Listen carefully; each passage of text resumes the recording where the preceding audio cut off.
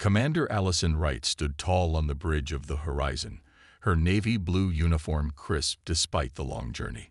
Through the main viewport, she could see the massive ring-shaped station that served as the headquarters of the Galactic Council. The year was 2157, and humanity was about to make its official entrance onto the galactic stage. "Are you ready, Commander?" asked Lieutenant Daniel Ross, his voice steady despite the tension that filled the bridge. "As ready as anyone can be when meeting 27 alien species at once," Allison replied. She checked her reflection in a nearby panel. Her blonde hair was pulled back in a regulation bun, and her gray eyes looked calm even though her stomach was in knots. The Horizon was Earth's most advanced ship, but compared to the sleek vessels surrounding the Council station, it looked like a child's toy.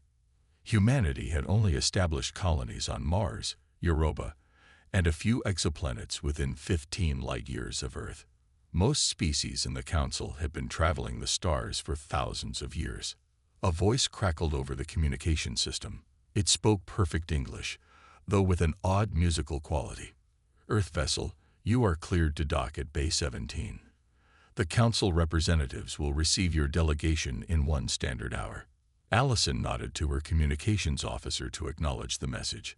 "Let's not keep them waiting," she said to her team of 5 diplomats and 2 security officers. "Remember the briefing. Be respectful but firm. We're here as equals, not as supplicants." The docking went smoothly, and soon Allison led her team through corridors filled with aliens of all shapes and sizes. Some walked on multiple legs, others floated in personal gravity fields, and a few were enclosed in environmental suits that hid their true forms. The Council chamber was a massive dome with seating arranged in tiers. At the center was a raised platform where Allison would present Earth's case for recognition. She took a deep breath and stepped forward. The head of the Council, Ambassador Vorkel of the Thraxi, was a tall being with iridescent scales and 4 arms. He looked down at Allison with large, unblinking eyes. "The Council recognizes the representative of Earth," Vorkel announced, his voice carrying throughout the chamber without any visible amplification. "You may present your petition." Allison stepped up to the platform. "Honorable members of the Galactic Council," she began, "I bring greetings from Earth and all human colonies. We come seeking peaceful relations and mutual exchange of knowledge and culture." She continued for 15 minutes, outlining humanity's brief but impressive journey to the stars, their technological innovations, and their hopes for the future. As she spoke, she noticed many council members whispering to each other or making gestures she couldn't interpret. When she finished, Ambassador Vorkel's expression hadn't changed. "Your enthusiasm is noted," he said. "However, the Council has reviewed Earth's development and found it concerning. Your species advances too quickly, with too little regard for stability. Your history is filled with conflict." A murmur of agreement rippled through the chamber. "Therefore," Vorkel continued, "the Council offers Earth protected status. You will surrender your military capabilities and accept Council guidance in all technological and expansion matters. In return, you will receive our protection and limited access to our knowledge." Allison felt her face grow hot with anger, but she kept her voice level. "Ambassador, with respect, Earth cannot accept these terms. We come as equals seeking cooperation, not as children seeking supervision." Vorkel's scales shifted color slightly. "You have 1 solar week to reconsider your position before your ship is escorted back to Earth. This session is concluded." As the chamber emptied, a slender blue-skinned alien approached Allison. "I am Nix Lura of the Althen," she whispered. "We need to talk privately. The Council is not being honest with you." Allison nodded discreetly. Whatever game the Council was playing, she needed all the information she could get. Something told her that Earth's future hung in the balance. 2 days later, Commander Allison Wright met with Nix Lura in a quiet corner of the station's garden area. The blue-skinned Althen looked nervous, her large eyes constantly scanning their surroundings. "The Council has classified humans as dangerously unpredictable," Nix Lura whispered. They fear your potential. They plan to make an example of Earth to maintain their control over the galaxy. Allison's blood ran cold. What kind of example? A planetary blockade first. Then, if you resist, worse measures. Nix Lara handed Allison a small data crystal. This contains Council military protocols. You need to prepare your people. Back on her ship, Allison studied the information with growing horror. When the week ended, she refused the Council's terms once more. The Horizon was quickly escorted back to Earth. In the Oval Office of the United Earth Government Headquarters, President Olivia Martinez listened gravely as Allison and Defense Director Kevin Hayes presented their findings. So the Galactic Council wants us to surrender or face destruction, President Martinez said, her dark eyes reflecting the holographic display of the Council's military capabilities. At 58, the former general had led Earth through many crises, but nothing like this. Yes, Madam President, Director Hayes confirmed. He was a tall man with a weathered face and graying hair. Intelligence confirms that the Council is preparing a peacekeeping fleet to enter our solar system. Peacekeeping, scoffed Allison. According to Nix Lara's data, they intend to force our submission through a show of overwhelming power. The room fell silent as the government officials absorbed this news. Some looked defeated already. What are our options? President Martinez finally asked. Some believe we should surrender to save lives, Hayes admitted. The Council's technology far exceeds our own. At that moment, Dr. Eric Johnson, head of United Earth Advanced Research, stepped forward. He was younger than the others, with intelligent eyes behind simple glasses. Maybe not as much as they think, he said, activating his own presentation. For decades, my team has been reverse engineering technology from a crashed alien scout ship found in Arizona in 2089. A holographic display showed schematics for advanced weapons and defensive systems. Why am I just hearing about this now? Demanded President Martinez. Security protocols, Hayes explained.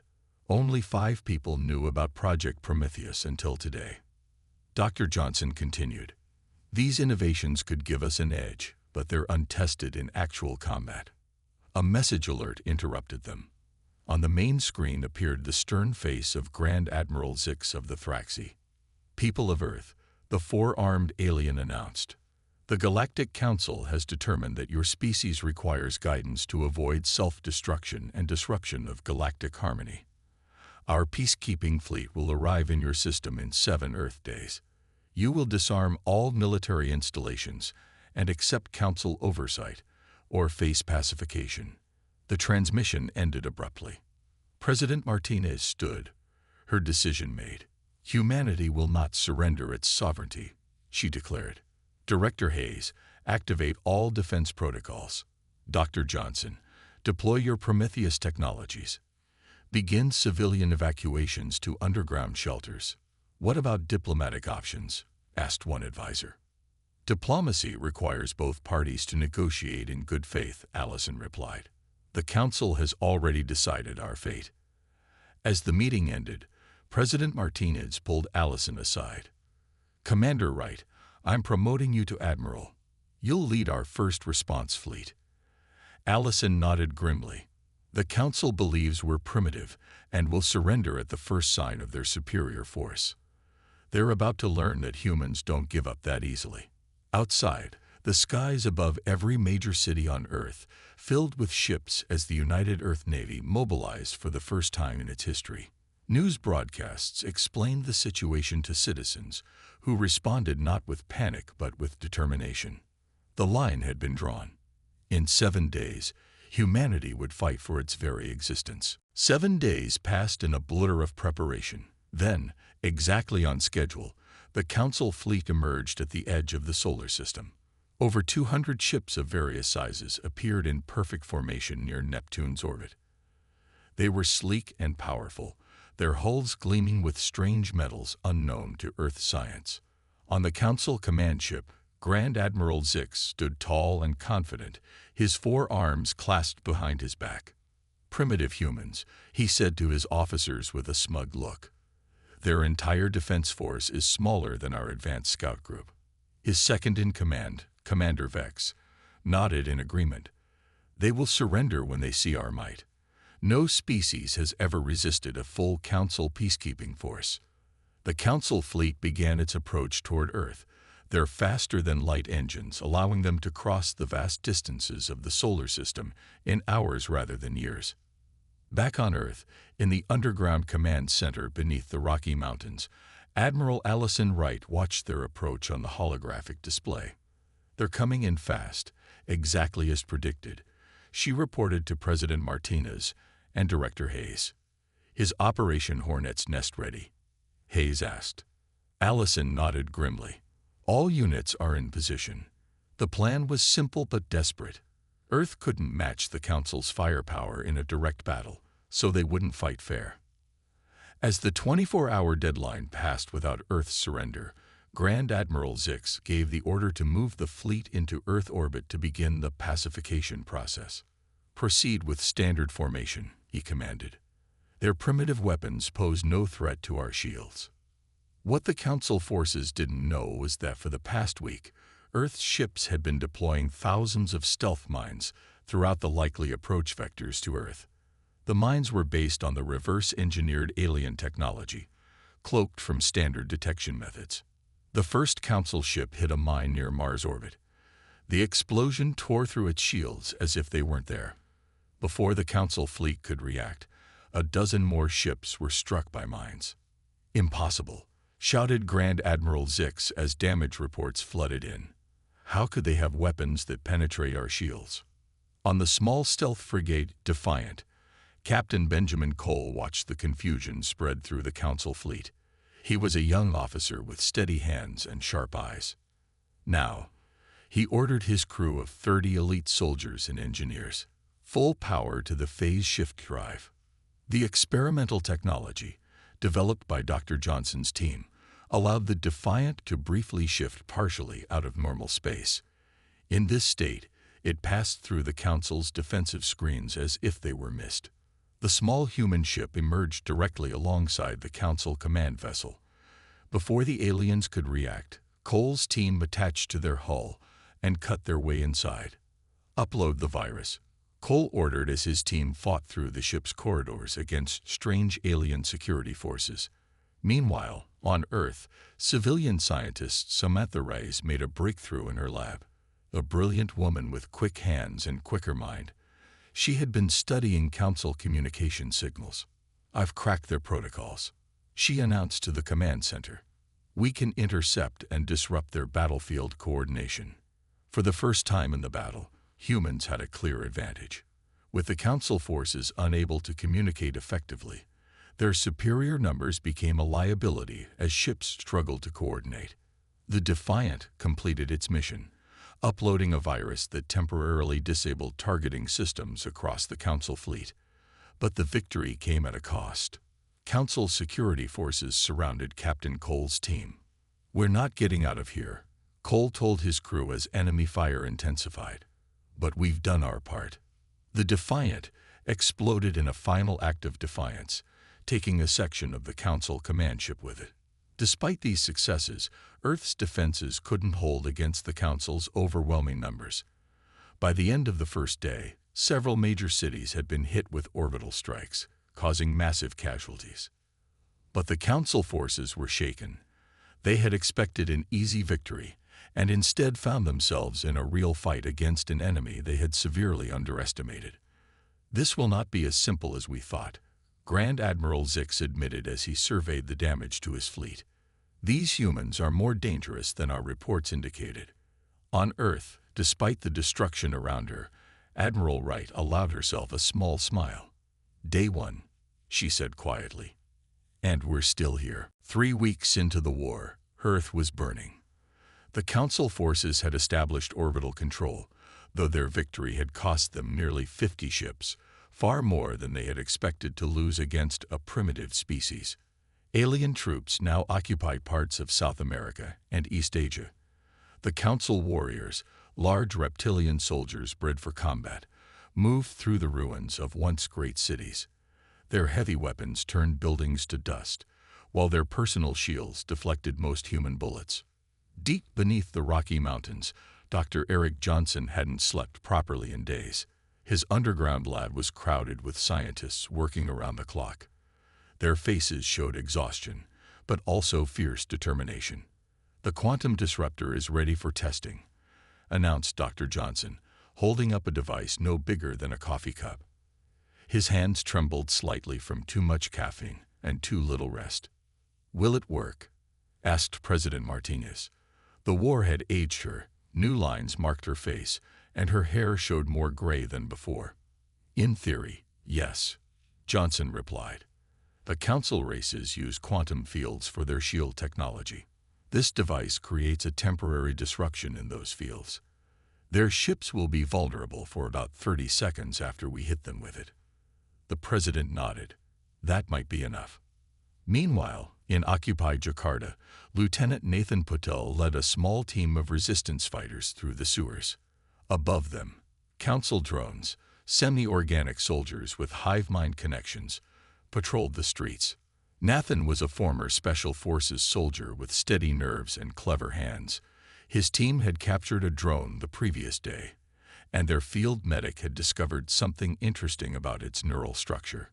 "The control signal is their weakness," Nathan told his team as they set up the modified radio transmitter. "These drones can't think independently. They receive orders through a specific frequency that links to their brain stems." He activated the device, which began broadcasting a scrambling signal. Above them, drones suddenly stopped in their tracks. Some began walking in circles, others attacked each other in confusion. "It works," whispered one of Nathan's team. "But it's only affecting drones within half a mile." "It's a start," Nathan replied. "Get this information to command. We need to build bigger versions." In orbit around Jupiter, Commander Michelle Davis piloted the last intact Earth battleship, Resolute, on what many considered a suicide mission. Her ship was damaged, its crew reduced to half strength after 2 previous battles. "Bring us closer to the magnetic field," she ordered. Her dark eyes reflected the swirling storm patterns of Jupiter below them. "They're following us, just as we hoped." Behind the Resolute, 3 Council dreadnoughts pursued what they believed was a wounded prey trying to hide. They didn't realize they were being led into a trap. "Activate the gravity array now," Davis commanded when they reached the perfect position. Hidden within Jupiter's massive magnetosphere, a series of devices began to pulse. They had been placed there secretly in the days before the invasion. Based on Dr. Johnson's research, they created waves of gravitational distortion that specifically affected the artificial gravity systems used in Council ships. The Council dreadnoughts suddenly lost control as their internal systems went haywire. Pulled by Jupiter's natural gravity and pushed by the artificial waves, the mighty vessels were torn apart, their fragments falling into the gas giant's atmosphere. Back on Earth, President Martinez received these small victories with cautious hope. In her mobile command center, constantly moving to avoid detection, she made a difficult decision. "It's time to authorize Project Ragnarok," she told her military advisors. "We've confirmed that the Council is preparing to use planet-killer weapons. We have no choice." Director Hayes looked grim. "You understand what this means. These aren't just weapons of mass destruction. They're designed to target the very technologies and biological systems the Council depends on. Once deployed, there's no going back." The president's face hardened. They crossed the line when they attacked Earth. Now they'll learn what happens when you cornered humans. What the Council didn't know, what they couldn't have imagined, was that humanity had been preparing for this possibility for decades. The crashed alien ship had warned them that the galaxy might not be friendly. Earth's apparent technological inferiority had been partly a careful misdirection. The true arsenals of humanity were about to be unleashed. 6 months into the war, the Council expected Earth to be nearly defeated. Instead, they faced a surprising turn of events. A fleet of sleek black ships appeared near a major Council supply base in the Proxima Centauri system. These weren't the bulky, primitive vessels the Council had faced initially. These were advanced stealth ships, almost invisible to standard sensors. Admiral Ryan Garcia, a veteran with steady hands and a strategic mind, led the human counterattack. His face was scared from an early battle, but his eyes showed fierce intelligence. "All ships, execute attack pattern Delta," he ordered. "Target their communication arrays first, then their engines." The human fleet moved with precision, using stolen and adapted Council technology, combined with unique human innovations. They struck swiftly and without mercy. Within hours, the Council supply base was in ruins, and the human ships vanished before reinforcements could arrive. Across 3 nearby star systems, similar attacks happened simultaneously. Council ships found their communications jammed by frequencies they couldn't block. Their biosynthetic computer systems failed when exposed to specially designed viruses that humans had developed. On Centauri Prime, the Council's regional headquarters, Ambassador Vorkel faced growing unrest from member species. The large Council chamber, once a place of order, now echoed with angry voices. "The war against Earth was supposed to be a quick operation," complained the representative of the Meraki, a squid-like species with translucent skin. "We've lost over 100 ships and thousands of troops. For what? To subdue one planet that never threatened us." "The humans must be contained," Vorkel insisted, his scales changing color with his agitation. "Their unpredictable nature makes them dangerous to galactic stability. Or perhaps dangerous to the Council's control," suggested another representative.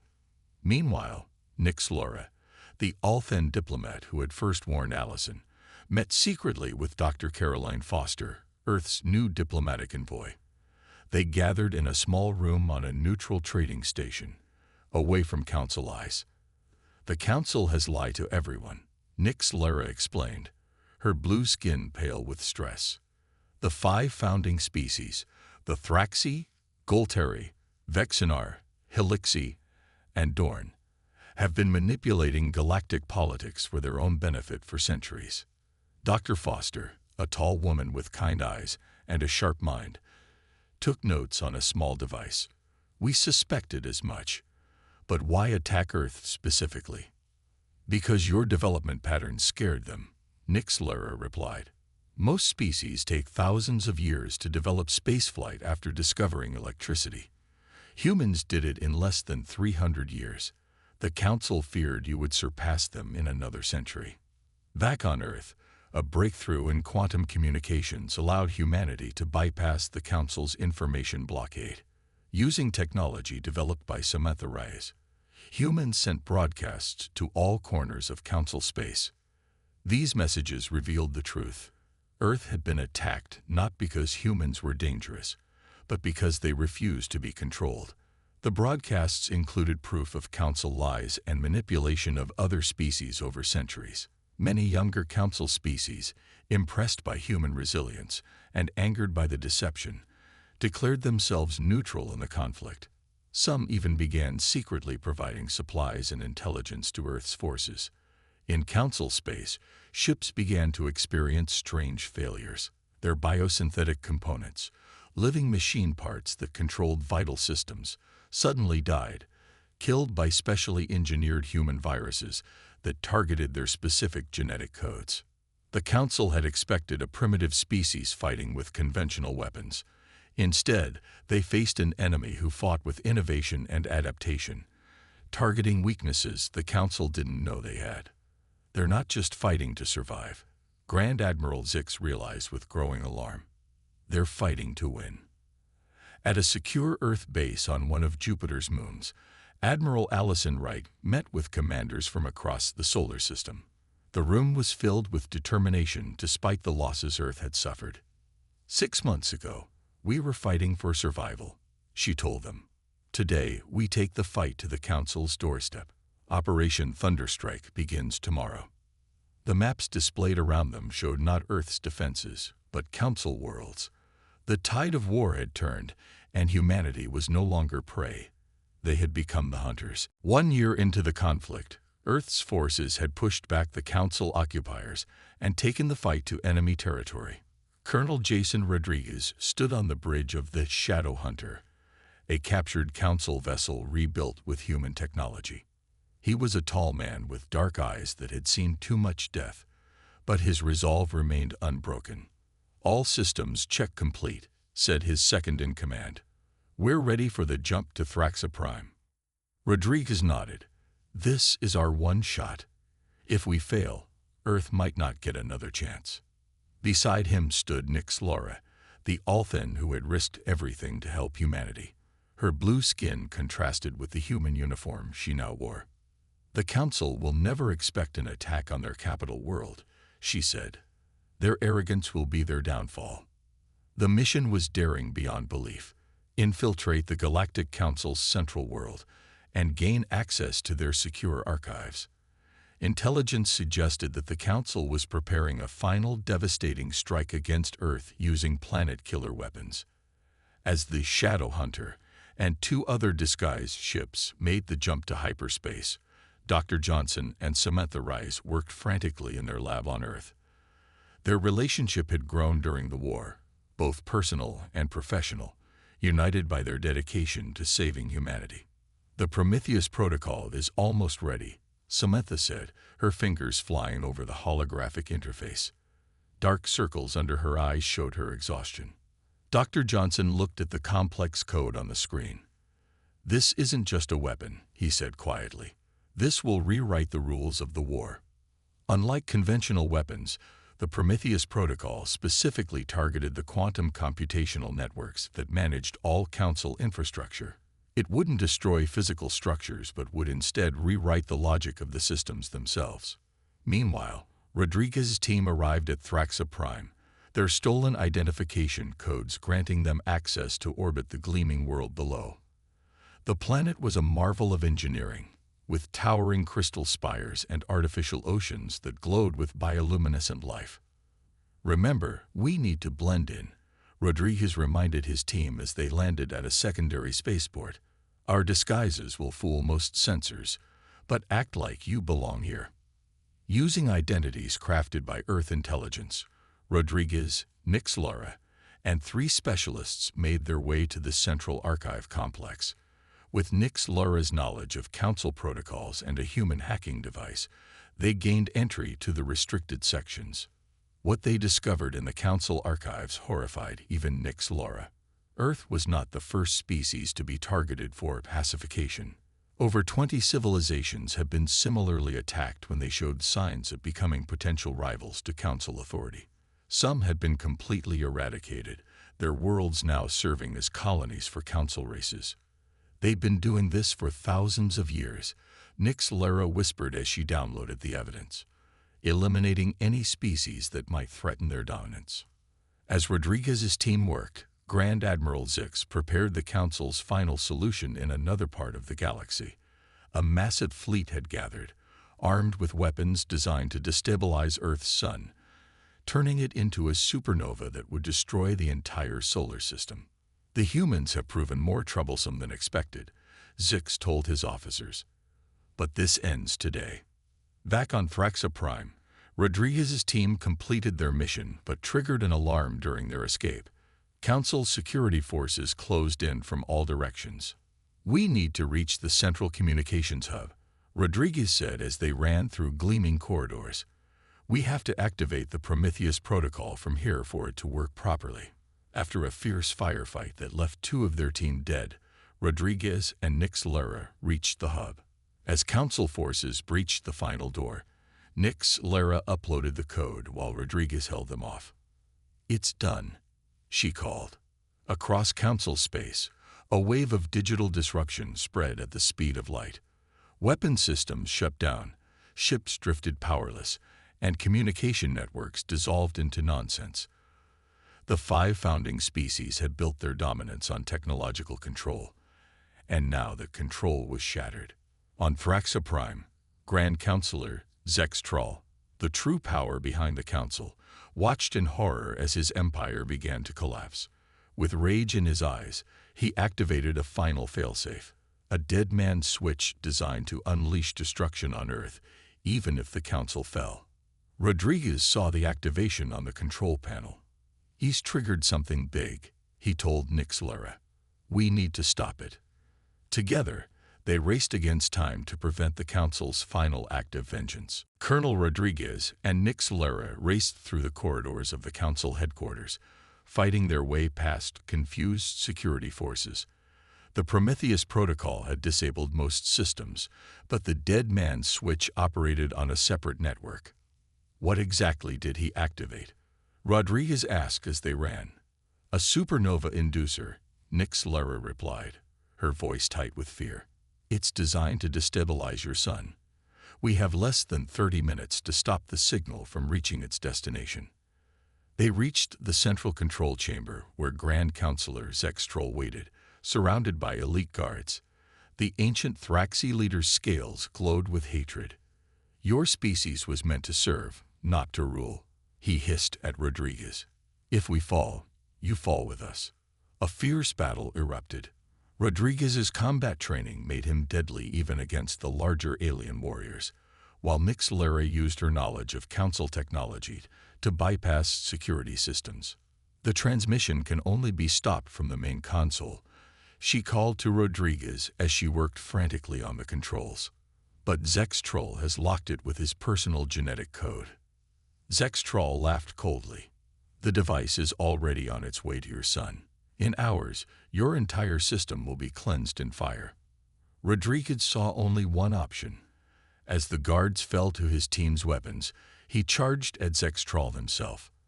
The counselor was ancient but still powerful, his 4 arms wielding energy blades with deadly precision. I need his blood.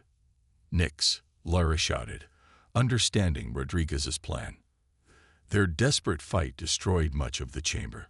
Rodriguez suffered deep wounds, but managed to slice one of Zextrol's arms. Nix Lara quickly collected the purple blood and applied it to the console's genetic scanner. It's working, she cried as the system unlocked. But the self-destruct has been triggered. This entire complex will explode in minutes.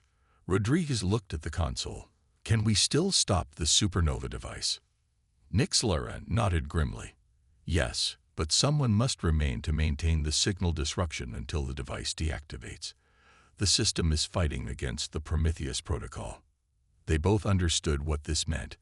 Rodriguez activated his emergency transmitter. Mission accomplished, he reported to Earth Command. Supernova threat neutralized. The Council's control is broken. He didn't mention the cost. As the complex began to shake around them, Rodriguez and Nix Lara stood side by side of the console, ensuring the signal remained active until the supernova device shut down completely. It was an honor fighting alongside humans, Nix Lara said softly. Rodriguez smiled despite his wounds. The honor was ours. The explosion was seen across half the planet. 2 years after the war began, representatives from Earth and 23 alien civilizations gathered in the rebuilt United Nations headquarters in Geneva. The Grand Hall was filled with species of all shapes and sizes, former enemies now seeking a new beginning. President Olivia Martinez, her face bearing new lines, but her eyes bright with hope, addressed the assembly. The Galactic Council's tyranny is over, she declared. In its place, we propose a new alliance based on principles of sovereignty, mutual defense, and cooperation. No species will rule over others. No civilization will be deemed too primitive for equal status. The proposal for the Galactic Concordat was approved unanimously. Unlike the hierarchical council, this new alliance would be governed by consensus, with leadership rotating among member worlds.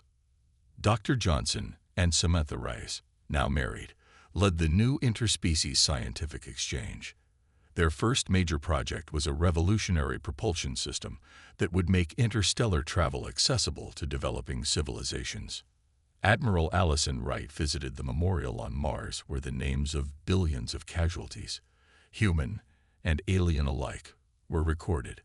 There she met a young blue-skinned Althane who looked remarkably like Nix Lara. My mother spoke highly of humans, the young alien said. She believed your species would change the galaxy for the better. We're trying, Allison replied. Their sacrifice won't be forgotten. In the epilogue, A young diplomat named Daniel Ross prepared for his first assignment to a newly discovered civilization on the galaxy's outer rim. As he boarded the diplomatic vessel New Horizon, he carried with him lessons learned through humanity's hardest trial. The ship's crew included humans and aliens working together. As they departed Earth, Daniel looked at the stars with wonder rather than fear. The Council had crossed a line when they threatened humanity's freedom. Humans had not only survived, they had transformed the galaxy, replacing control with cooperation, fear with understanding, and tyranny with hope.